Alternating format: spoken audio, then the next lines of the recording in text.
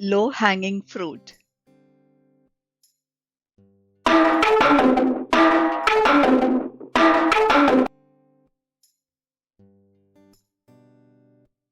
Low-hanging fruit refers to the easiest tasks, goals, or opportunities that can be achieved quickly with minimal effort. Let's look at some example sentences.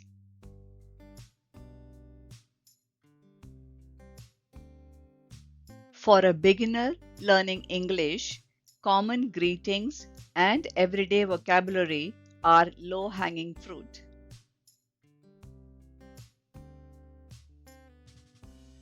If your entire house is messy, taking 2 minutes to gather the empty soda cans and throw them in the recycling is the low-hanging fruit.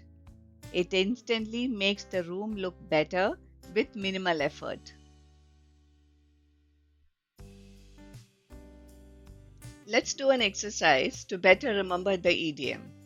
For the given sentence, replace a word or words with the idiom so that the meaning of the sentence is not changed. You have 5 seconds. Pause the video if you need more time. If you want to cut down on your monthly expenses, the easiest first step that requires almost no effort is canceling the subscription services you don't even use anymore.